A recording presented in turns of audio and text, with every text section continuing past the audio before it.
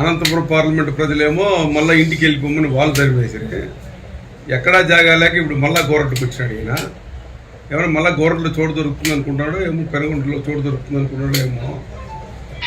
అలాగే నీకు చోటు ఇచ్చే పరిస్థితి అయితే లేదు. కానీ శంకరనారాయణ, నువ్వు ఒకసారి గతాన్ని, నీ 5 సంవత్సరాల కాలంలో నువ్వు మంత్రిగా ఉండి శాసనసభ్యుడిగా ఉండి నీ 5 సంవత్సరాల కాలంలో ఏం జరిగిందో ఒకసారి గతాన్ని గుర్తు చేసుకో శంకర. గుర్తు చేసుకోకుండా మాట్లాడద్దు. నీ హయాంలో ఉగ్రానంపల్లిలో 5 సంవత్సరాల కాలం ఊరు వదిలిపెట్టి వెళ్ళిపోయారు 10 కుటుంబాలు.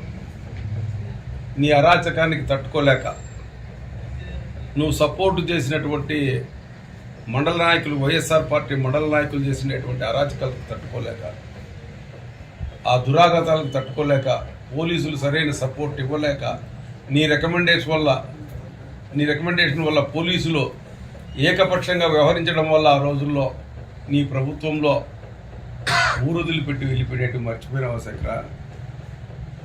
గుర్తులేదా? ఈ బుల్లెట్ బాబు చేసిండే అరాచకాలు కాదు ఆ రోజు. 1, 2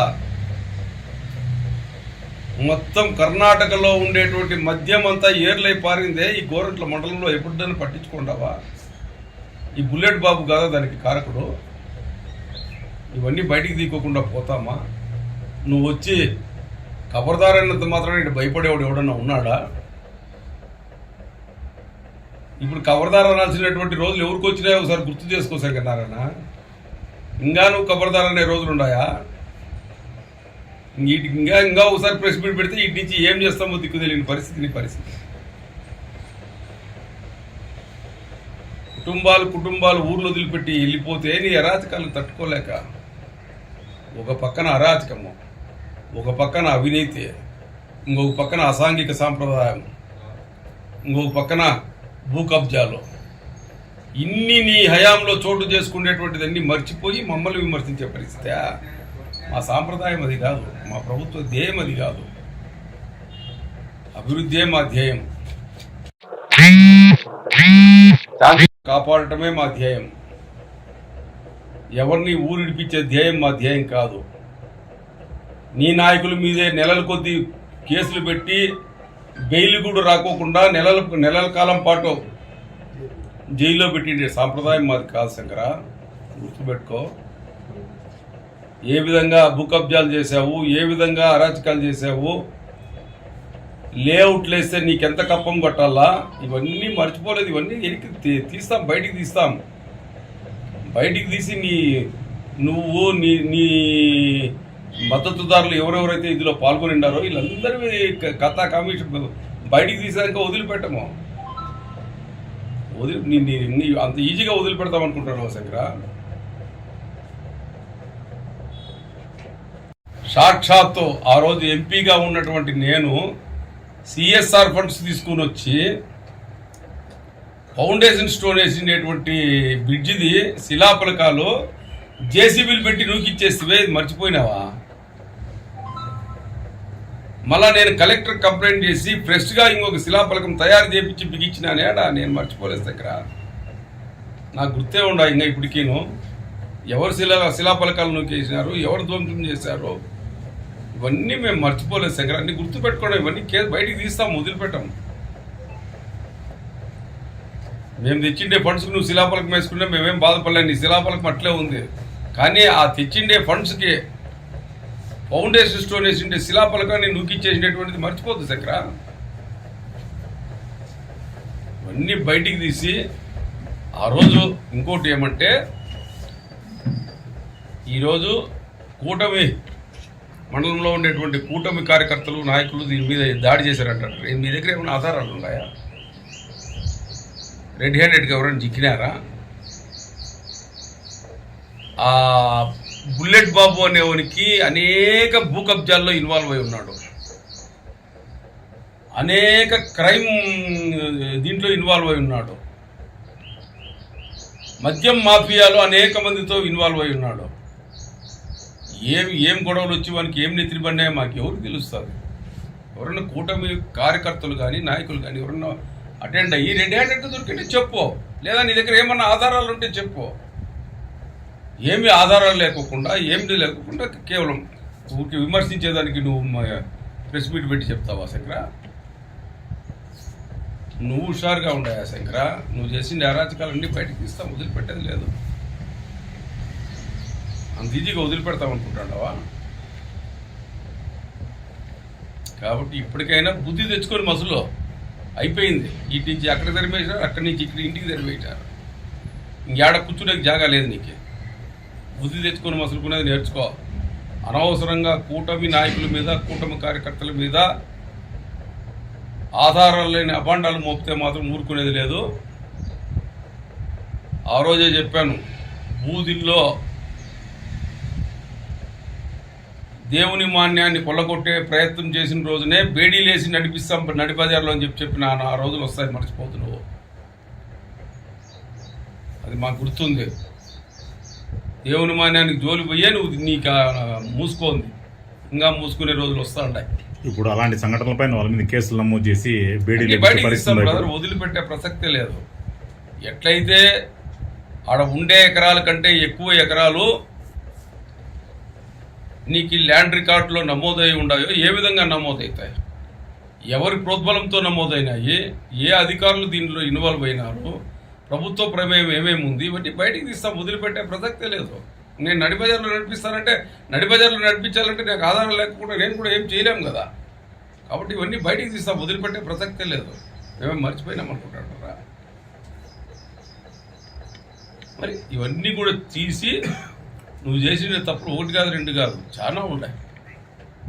ఇవన్నీ బయటికి తీస్తాం, వదిలిపెట్టే. లేఅవుట్లు ఎవరెవరు వేశారు, లేఅవుట్లు వేసి ప్రభుత్వ నియమ నిబంధనలకు వ్యతిరేకంగా ఎవరెవరు రిజిస్టర్లు చేశారు, ఎంతెంత రిజిస్టర్ అయింది, ఎవరెవరి దగ్గర ఎంతెంత తీసుకుంటావు, వాళ్ళందరి దగ్గర నుంచి కంప్లైంట్లు తీసుకుంటాం, వదిలిపెట్టాం. కంప్లైంట్లు తీసుకొని ఈయన ఎంట పడతాం, ఎంతెంత వసూలు చేసినాడు, ఎక్కడెక్కడ వసూలు చేసినాడు అని చెప్పాడు. పొలం దగ్గరికి పోయి నేను వస్తూ ఉంటే నడ్డి బజార్లో కొడతా పోయినారు. ఏకాకిని చేసి నడ్డి బజార్లో తన్నుకుంటా కొట్టుకుంటా అయ్యో అంటా ఉంటే కూడా ఎవరు కాపాడే పరిస్థితులు వెళ్తే నేను మోటార్ సైకిల్ వచ్చాను. నేను ఎకాఎకన ఉరికెత్తుకొని స్పీడ్గా వచ్చి కారు నిలబెట్టుకొని పోలీసులు పిలిపించి ఇట్లా పలానా జనసేన సురేష్ని కొడతా ఉన్నారు, ఇమ్మీడియట్గా మీరు పోండి అని నేను అడుండి పోలీసుని పంపించి నేను తర్వాత ఇంటికి వచ్చాను.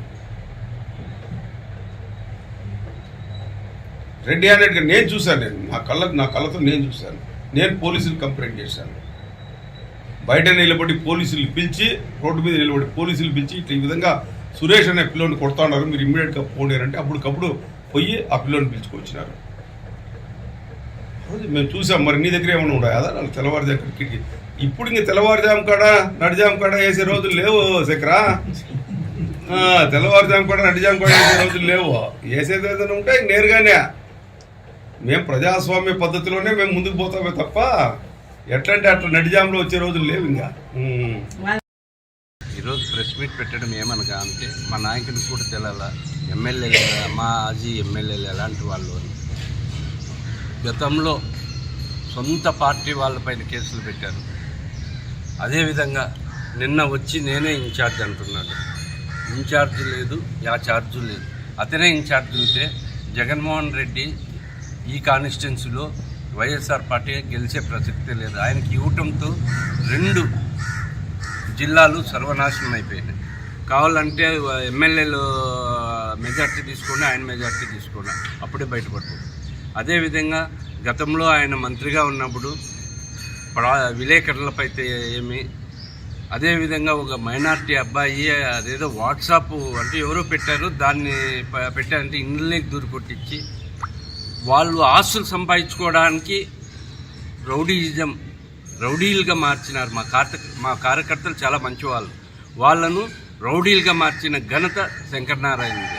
ఎందుకంటే వాళ్ళు ఆస్తులు యూజ్ చేసుకోవడానికి దౌర్జన్యంగా పోలీస్ స్టేషన్లో పెట్టి కేసులు పెట్టించి భూములు రాయించుకునేటివి కూడా అందరికీ తెలిసిన విషయమే. అదేవిధంగా ఎవరైనా ప్రశ్నిస్తే సొంత కార్యకర్తలపై కేసులు పెట్టినారు. అదే ఈ కాన్స్టిట్యున్సీలో 104 కేసులు పెడితే ఓన్లీ వైఎస్ఆర్ వాళ్ళపైన పెట్టారు.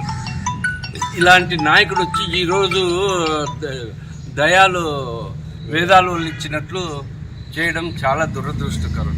దయచేసి చెప్తున్నాం, మాకు టీడీపీ వైఎస్ఆర్ ఎప్పుడు రాజకీయ శత్రువులు తప్ప వ్యక్తిగత శత్రువులు ఎప్పుడూ లేదు. మాకెప్పుడు ఎలక్షన్ రోజు గొడవలు జరిగినాయి, అది చిన్న చిన్న గొడవలు జరిగినాయి కానీ వాస్తవమే, ఆ తర్వాత జరగలేదు. నిన్న జరిగిండే ఇష్యూ కూడా ఏదో ఫైనాన్స్ మ్యాటర్తో ఏదో ఇంటి మీదకి వస్తున్నారనే ఉద్దేశంతో జరిగిందని చెప్పారు. నేను అతన్ని వాళ్ళు కూడా ఇప్పుడు రౌడీలు ఈ విధంగా ఉన్నారు, వాళ్ళు కూడా ఏం సంపాదించుకుంది ఏం లేదు. మొత్తం అంతా సంపాదించి శంకరనారాయణ బ్రదర్స్ వాళ్ళంతా కూటమి, ఆ కూటమి వాళ్ళే సంపాదించుకున్నారు. కావాలంటే ప్రజల్లోకి వెళ్ళండి, విచారించండి, అప్పుడు బహిర్గతం అవుతుంది. ఈ ఉద్దేశంతోనే ఆయన వచ్చి ఈరోజు ఇక్కడ మాకు ఏదో సపోర్ట్ అని చెప్పటం. ఇంతదాకా మేము ఒక్కరినే తిరుగుతున్నాం, అందరూ ఒక్కొక్కరే తిరుగుతున్నారు. టీడీపీ వాళ్ళు కానీ జనసేన వాళ్ళు కానీ మాతో ఏం మాట్లాడలేదు.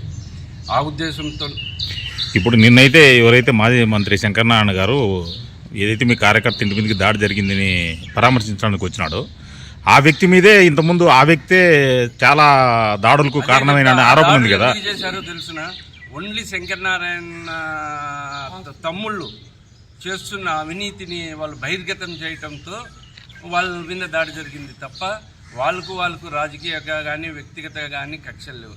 ఇవన్నీ వాళ్ళంతా రౌడీలుగా మార్చింది ఎవరంటే శంకరనారాయణ బ్రదర్స్ విత్ శంకరనారాయణ తప్ప ఇంకా ఎవ్వరూ లేరు. ఆయన శంకరనారాయణ కాదు, నారాయణ అయిపోయినాడు. అయిపోయి తీట్లు పెట్టుకుంటా అంతా ఇది చేసుకున్నారు. దయచేసి మన జగన్మోహన్ రెడ్డి గారు కూడా తెలియజేస్తున్నాము పత్రికాముఖంగానే, ఫస్ట్ ఆయన ఈ కాన్స్టిట్యున్సీ నుంచి వాళ్ళ ఊరికన్నా ధరమండి, లేదంటే అనంతపురం జిల్లా కన్నా ధరమండి, మా కాన్స్టిట్యున్సీ బాగుపడుతుందని పత్రికాముఖంగా తెలియజేస్తున్నాం. ముస్లిం మైనార్టీ సోదరీమణులకు బక్రీద్ శుభాకాంక్షలు తెలియజేస్తూ, ఎందుకంటే రాష్ట్రంలో ఇక్కడ కొన్ని చోట్ల చంద్రమూర్తి సంఘటన జరిగినదైతే వాస్తవమే, అది కాదని చెప్పాలి. ఎందుకంటే అది నేను చేసింటే డిఫెన్స్, అదే వ్యక్తిగతంగా చేసింటే నా మీద దాడి చేసే ఇది ఉంటుంది అంతే తప్ప రాజకీయ కక్షలు అయితే ఈ గోరంట్ల మండలంలో ఇన్నేళ్ల చరిత్రలో 30-40 ఏళ్ల చరిత్రలో ఇంతవరకు ఎక్కడ ఒకరు దాడి చేసిన సంఘటనలు అయితే ఎక్కడా లేవు. ఇప్పుడు వచ్చినటువంటి గతంలో ఉన్నటువంటి మాజీ మినిస్టర్ అయితేనేమి శంకరనారాయణ ఉన్నప్పుడు జరిగిన కేసులే తప్ప అది ఉద్దేశపూర్వకంగా అతని ఆస్తులు ఇక్కడ ఉన్న భూములపైన 1 వీలు మార్చడము, ఆఫీసుల్లో కూర్చొని 1 వీలు మార్చడము, రైతులు తెలియని అమాయకులు 1 వీలు అన్నీ మార్చి వాళ్ళు ఎక్కించుకోవడము, మళ్ళీ డబ్బులు ఇచ్చిన తర్వాత అట్లా దందాలు చేసినారు. కాబట్టి వాళ్ళ జతలో ఉన్నటువంటి కొంతమంది చిల్లర నాయకులు ఈ చిల్లర ఆటలాడే ఆయనకి ఈరోజు కన్నా మొన్న జరిగిన ఎలక్షన్ల దీంట్లో టికెట్ రాకపోవడం కానీ ఒక కారణము. ఎందుకంటే ఈ గోరంట్ల మండల ప్రజానికే కాదు, ఈ పెనుగొండ ప్రజానికి అందరికీ తెలిసిన విషయమే. ఎందుకంటే ఈరోజు శంకరనారాయణ బ్రదర్స్ మల్లికార్జున గోరంట్ల సోమందేపల్లి మండలం ఇన్ఛార్జీలు, ఇదే శంకరనారాయణ పెనుగొండ రొద్దం ఇన్ఛార్జు, అదే ఆయన తమ్ముడు రవీంద్ర పరిగి ప్లస్ కియాలోని కియా మొత్తానికి సంబంధించినటువంటి పరిశ్రమలన్నిటికీ ఆయన. వీళ్ళు ముగ్గురు కలిసి, మీకు తెలిసినో లేదు, ఒక వైశాస్ కుటుంబంలో ముగ్గురు ఉంటారు అన్నదమ్ములు అనుకోండి. కూర్చుంటే సాయంత్రం అయితే ఏం మన వ్యాపారం ఏమైంది ఏమి అనేది కూర్చొని సాయంత్రానికి లెక్కాచారం అయిపోలేట. అంటే అది వాళ్ళ ఫాదర్ నేర్పించిన ఇదే. ఎందుకంటే కొంతమంది అట్లా ఈ పెనుగొండ కాన్స్టిట్యూన్సీలో వచ్చిన రాబడినంతా సాయంత్రం అయితేనే ముగ్గురు లెక్కాచారాలు చేసుకొని ముగ్గురు బాగా పంచుకొనేసి దోచుకుంటారు. కానీ కష్టపడిన కార్యకర్తలందరినీ కేసులు పెట్టించి మా పైన, అందులోనూ అంగన్వాడీ టీచర్ పోస్టులు, అంగన్వాడీ ఆయా పోస్టులు అన్నిట్లోనూ లక్షలు దోచుకున్న ఘన చరిత్ర కలిగిండే వీళ్ళ అన్నదమ్ములకే చెల్లుతుంది. ఎందుకంటే ఈరోజు చెప్తున్న పత్రికాముఖంగా చెప్తున్నాను, వీళ్ళు గన మళ్ళీ గోరంట్లకే ఇన్ఛార్జీలు అయితే మాత్రము మళ్ళీ నీకే రాష్ట్రంలో 175 సీట్లు ఉన్న 174 వచ్చినా 175 ఇది పెనుగొండ కాన్స్టిట్యున్సీ ఓడిపోతుంది. ఇది మీకు ఓపెన్గా చెప్తున్నాను. ఎందుకంటే వాళ్ళు చేసిన మర్చిపోలేదు, ఇప్పటికీ మర్చిపోలేదు. శంకరాన్ని చేసిన అన్నదమ్ములు వాళ్ళ భోగాతాలన్నీ అందరికీ తెలుసు. దయచేసి శంకరాన్ని గారు మీరు మా గోరంట్ల పెనుగొండ కాన్స్టిట్యున్సీకి, ఎందుకంటే ఎట్లా 26కి మా గోరంట్ల ఎట్లా డీలిమిటేషన్లో వెళ్ళిపోతుంది, నువ్వు ఉన్న 26 వరకే నీకే నమ్ముకున్నావు. కొంతమంది చిల్లర నాయకులు నమ్ముకొని నువ్వు మళ్ళీ ఇక్కడికి వచ్చి చిల్లర చేయాలనుకుంటున్నావు. ఎందుకంటే ఇక్కడ అన్ని నీ ఆస్తులు, ఎందుకంటే మీరు కన్నా ఏమి తక్కువేం చేసిండేది ఏం లేదు ఏడా. ఎకరాకి 5 లక్షలు ఏమి అక్రమ లేఅవుట్లతో లేఅవుట్లు వేసిన వాళ్ళతో అంతా బెదిరించి అందరితో మీరు వసూలు చేసిండే చరిత్ర అందరికీ తెలుసు. దయచేసి మమ్మల్ని ప్రశాంతంగా ఉండండి. ఎందుకంటే వైఎస్ఆర్సీపీ కార్యకర్తలు ఎక్కడ తెలుగుదేశం కానీ జనసేన నాయకులు కానీ ఈ జిల్లా దానికన్నా ఇండైరెక్ట్గా వాళ్ళే కారణం మాకు. మేమైతే వాస్తవంగా స్వచ్ఛందంగా మేమైతే ఎవరి మీద అలాంటి ఉద్దేశమే లేదు. ఈ గోరంట్ల మండలంలో తెలుగుదేశం నాయకులు కానీ జనసేన నాయకులు కానీ బీజేపీ నాయకులు కానీ సఖ్యతగానే ఉంటాం. ఎందుకంటే ఆ రోజు ఎలక్షన్ బూత్ వరకే నీది నాది అని, అంతేగాని అయిన తర్వాత మేము అన్నదమ్ముల మాదిరిగా కలిసిమెలిసే ఉంటాము. మళ్ళీ ఈ రాజకీయ కక్షలకి పూనుకునేదానికి నువ్వు రెడీ అయినావు, సిద్ధంగా ఉన్నావు కాబట్టి మేమంతా సిద్ధంగా లేము, నీ అడుగులు నడిచేదానికి సిద్ధంగా లేము. దయచేసి ఇక్కడ ఇంతటితో నువ్వు ఏమన్నా మీకేమైనా జగన్ గారు ఏమైనా చెప్పింటే మా సీఎం జగన్ గారు ఏమైనా మాజీ సీఎం జగన్ గారు చెప్పింటే చెప్పండి ఇన్ఛార్జ్ అని. 10 మంది లిస్ట్ ఇచ్చినారు పార్లమెంట్, హిందూపురం పార్లమెంటులో ఉషమ్మ పేరు ఉంది. అది మీకు తెలియదా? తెలియకపోతే తెలుసుకోండి, చెప్తాం, తెలుసుకోండి. మీకు ఇన్ఛార్జ్గా అనంతపురం ఇచ్చినారు పార్లమెంట్ 10 మంది సభ్యుల్లో, అక్కడికి వెళ్ళి చేసుకోండి మీ రాజకీయం అంతా. ఇక్కడికి వచ్చి మళ్ళీ రాజకీయ కక్షలు బాగుండే ప్రశాంతంగా ఉండే ఈ గోరంట్ల మండలాన్ని మళ్ళీ రాజకీయ కక్షలు లేపేదానికి వచ్చినట్లుంది. మీరు దయచేసి ఈడికన్నా మానుకుంటే బాగుంటుంది అనేసి నా అభిప్రాయం.